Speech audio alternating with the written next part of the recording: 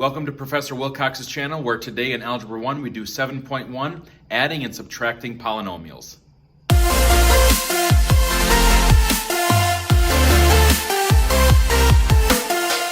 All right, welcome back to 7-1. We're going to begin by talking about the addition and subtraction of polynomials. A couple things here that we have to worry about in particular.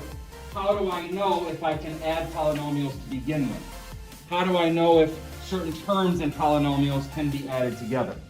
Well, in this case, we say adding and subtracting polynomials. You add or subtract polynomials by combining. This says combing, but I want you to change this to combining like terms. We are not combing anything. We combed our hair this morning, but today in class we are going to combine like terms. Okay? Spelling error, and that happens. We have to talk about what is a like term, and how do I know whether or not something is considered to be like? Well, it says right here, like terms in quotes are terms that have the same blank with the same blank. In order for terms to be like, and I combine them together to simplify them, I'm going to say terms that have the same variables, please write that in the first blank, with the same exponents. If the variables are different, you can't add them together. If the variables are different, you can't subtract them. If the exponents are different, you can't add them together. If the exponents are different, you can't subtract them. And so when I talk about this question here, like in number 13, it says simplify, write in standard form. There's a plus between them. All four of these have an addition symbol between them.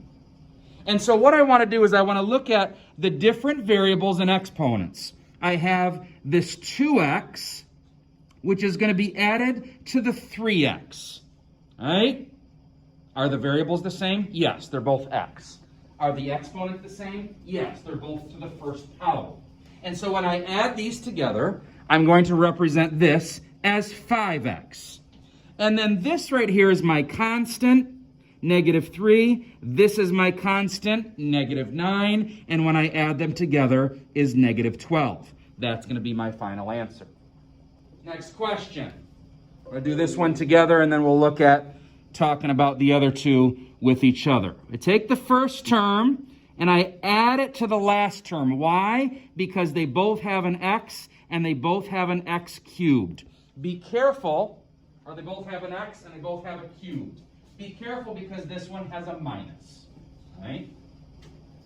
Adding a minus is the same as adding a negative. So 4x to the third plus -2x to the third, we can bring that down as 2x to the third.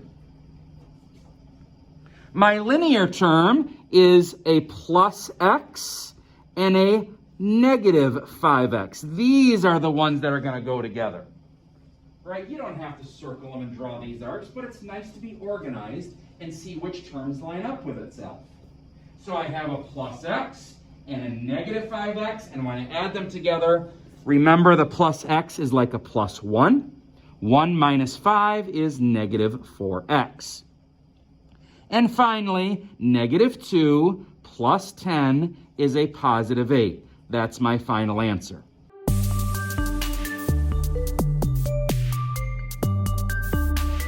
Bring this down here, and it looks like there's mine as a 20b. Does anyone else here have the crossed out version of 7b squared and -7b squared? Those just cancel, right? Because when you add and you add the opposites, those would be gone. Mr. Diaz, what is my last term? -13. Let's see what we have here. 20b minus 13, that is correct. Mr. Ellen, what did you and your neighbor get for number 16 as your first term? Mr. Ellett, take a look at this. We got the 7, we got a -7. We just cross those out. Also going to cancel in this case. And Mr. Ellett, we can combine the other two terms together as -5d and positive 13d. Can you do that for me real quick? 8d is correct, and that would be my final answer. Anybody here get both questions correct? Thank you very much. Let's turn the page and continue with subtraction. There's one thing that makes subtraction different, other than the minus sign being in the middle of the polynomials. The negative has to be applied to every term in the second polynomial. Okay? Here's what I see people doing. I have a minus 10r squared and a minus 12. That's not going to work. People, minus 10r squared, the 12 is actually positive because the minus applies to both. So here's what I want you to do when you do these questions. Talk about the minus applying to every term in the second polynomial. So when I say this, 15r squared minus 10r squared. Those are like, they have the same variable, they have the same exponent, so I'm going to bring that down as a 5r squared. Now how about the constant? Minus 8 minus minus 12. Don't do minus 8 minus 12. That's not going to be right. You have to subtract every term in the second. Minus 8 minus minus 12. Isn't that just minus 8 plus 12? Isn't minus minus just plus? Minus 8 minus minus 12 is minus 8 plus 12, which is going to be a positive 4. Final answer, 5r squared plus 4. Let's do number 18. Think about, let's just do one at a time here. I got an 8a cubed and a negative 8a cubed. Aren't those going to be canceled? Oh, wait. It's really 8a cubed minus minus 8a cubed. And so now I think 8a cubed plus 8a cubed is going to be 16a cubed. That's my first term. Okay? These are the ones that would go together. Now, how many a squareds do I have? Let's see. Plus 5a squared minus 10a squared. Remember, the minus has to go to every term in the second polynomial. 5 minus 10 is a negative 5a squared. And how many a's do we have? Let's see. Negative 2a. Okay? And do these ones with arrows just so that I know what's different. Negative 2a minus minus 9a would be negative 2 plus 9, which is a positive 7. I want you to take 2 minutes, attempt 19 and 20.